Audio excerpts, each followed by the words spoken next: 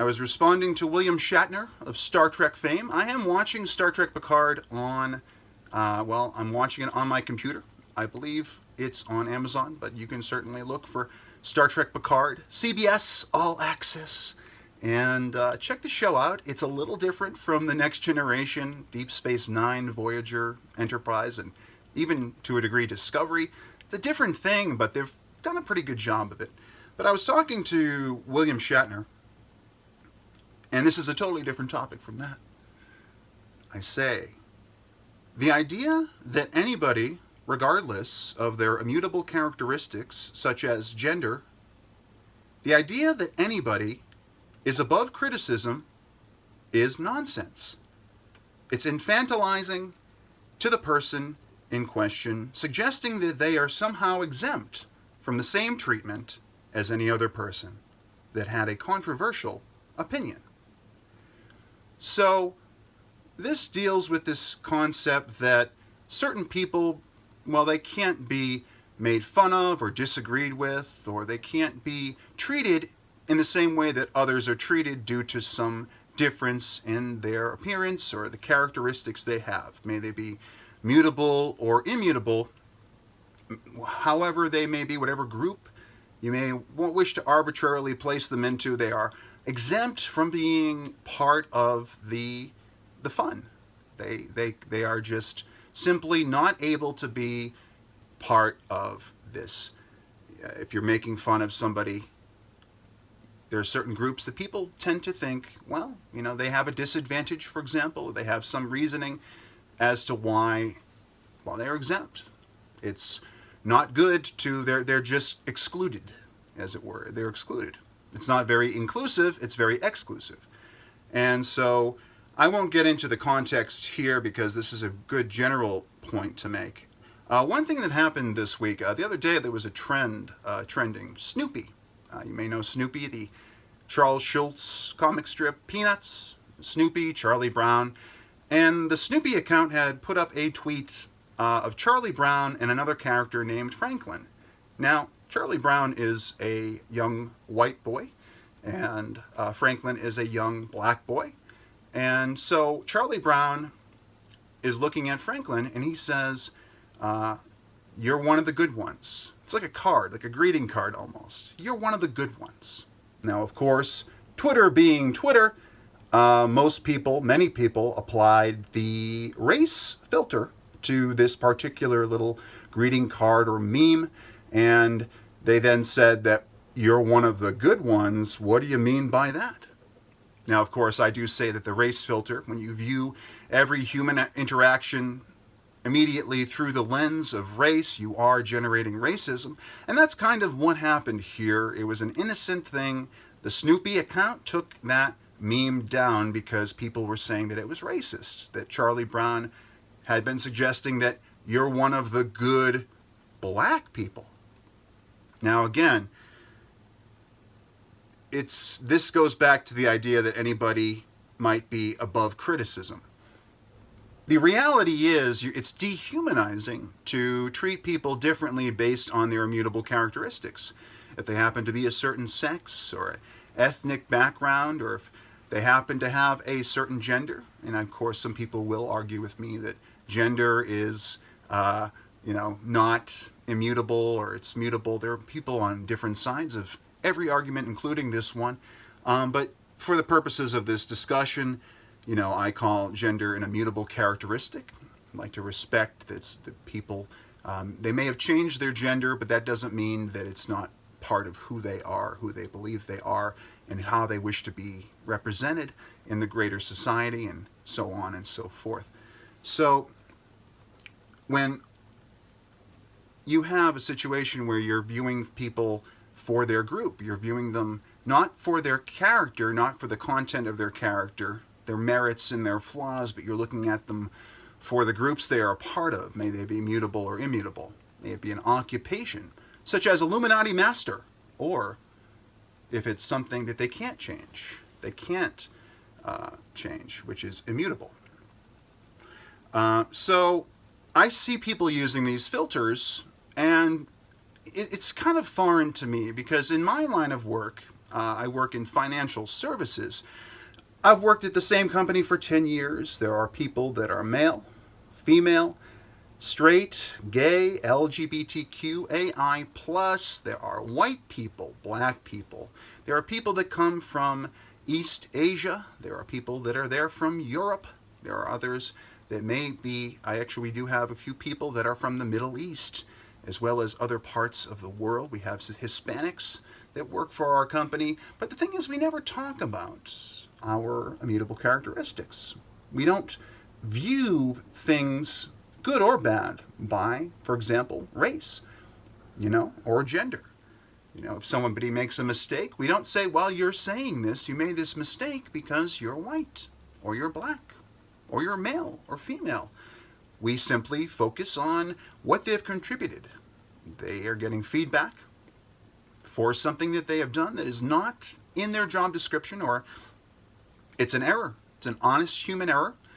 But we don't view it through a lens of, well, I'm telling you this, we're coming down on you because, well, you look this way, or you are part of this group, or maybe you have this political affiliation or this religion.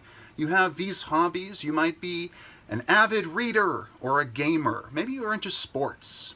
None of that comes into the equation, because in a company you have to be, unless you are truly otherist and malevolent, not benevolent, but truly hateful and irrational. Only then would you actually look at somebody and chastise them based on their immutable characteristics. Otherwise, you'd focus on what they've brought to the table. You'd focus on their merits and their flaws. And you'd give them a review at the end of the year, and hopefully you'd get higher than a 3 out of 5, which I believe is what I might have gotten. But hey, moving on, onward and upward, no. So basically, it is infantilizing to the person in question, suggesting that they are somehow exempt from the same treatment. So we're all about equality. When you're in the modern religion of social justice, God is equity and equality, fairness and humanism, being benevolent, being altruistic to those that we view as not so privileged, and essentially attacking the oppressor, which we see as essentially privileged. That would be, I'm agnostic on this modern religion, but that's how you would view it in that sort of postmodern framing of collectivism and social Marxism. But it's infantilizing because the person doesn't even have a chance to be wrong or to be part of everything else. They're not equal. They are exempt from ridicule when they're wrong, and when people have determined that it's funny or it's appropriate. Whether it is or not is another question, of course, but they are infantilized because people say, well, you can't even handle it. You can't handle this. You're differently abled, or you're this, or you're that. Maybe you can't handle it because you're young or you're old. It's like getting into this whole world of immutables and things like, well, you can't because of this label. My pattern recognition has viewed you and labeled you a certain way, and that means, well, you can't handle it. And it's wrong for you to be in any way treated differently, treated the same, in fact, treated the same as everybody else. It's wrong for you to be treated the same. Well, that goes against equality and equity, doesn't it? Everybody, equal opportunity for love, hate, and everything in between, okay? If people think you're cringe and they're telling you you're cringe, well, it's not because you're white. That's me, for example. In this case, I'd be cringe because I'm white. No, not because I'm white, but because I'm Jeff Tidwell, more likely. But, people aren't looking at it that way. In my company, we just never do that. We have a great, diverse staff. Nobody talks about these things, like we talk about certain things like politics, and people joke around about Nancy Pelosi and Donald Trump and so forth. Nobody takes this and uses it as a bludgeon against somebody else. It's just, that's a difference that we have. Oh, you might be for, the Republicans, and you might be for the Democrats, or whatever it might be. If you're independent, it doesn't matter. But we're getting off point here. That, I looked at that comic the Snoopy comic with Charlie Brown and Franklin, and I looked and I said, are you saying that it's impossible for this person to be one of the good ones? What's ones? What does one of the good ones mean? Well, it means one of the good humans. It doesn't mean one of the good black people, one of the good young people, one of the good men. It means one of the good people. Now, we don't live in a post-racial society. We don't live in a post-otherism society. People are still irrational and hateful, and they have all different reasons to be so, many of them irrational, and others not so much. They've been abused in a certain way, and now they've taken it out. Again, we are irrational beings. This happens all the time. But basically, when people start to look at you through a filter of things you can't change, that are just part of you, that's not equal or fair. We're all equal. I'm not a believer. I'm agnostic. But they say we're all equal in the eyes of God. And under the law, we're all equal. We all have equity. It's fair. Now, fairness is an abstract concept, of course, but fairness is what we're looking for. And when people are excluded for one reason or another, they're left out, and because people have judged them to be incapable of handling any kind of criticism, even if it's satirical and funny and there's a joke. I mean, we talk about President Trump, of course. He jokes about everybody, right? He makes the same hand gestures and does the same things for everybody.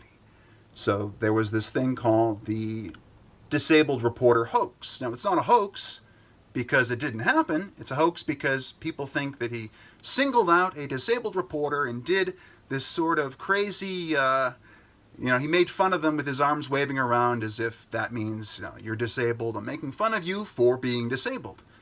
But then people realized, well, it's a hoax because he was doing that for people that weren't disabled. He was doing that for a number of people that almost had nothing in common except that they were all human.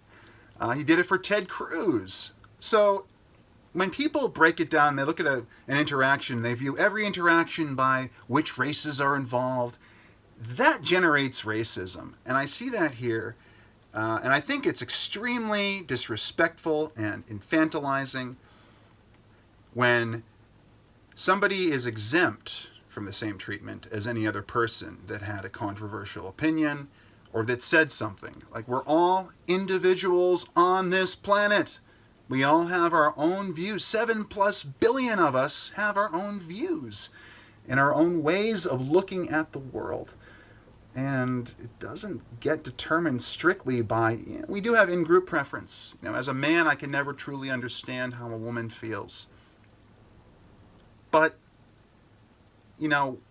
we, as people, we have to respect that everybody has their own outlook. Everybody has their own opinion and their own views.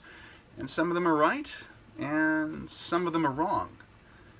And we just have to respect that and understand that, if someone's very sensitive, they don't want to be the subject of humor, they don't want to be in on the joke, they don't want to be laughing with you or at you, if they want to be called a certain pronoun, for example, you want to be polite. You want to respect that person's position. Of course you do. This isn't a blank check to be a rude son of a bitch. Of course not. But you want to make sure you're respecting people and letting them experience the full breadth of what everybody else is.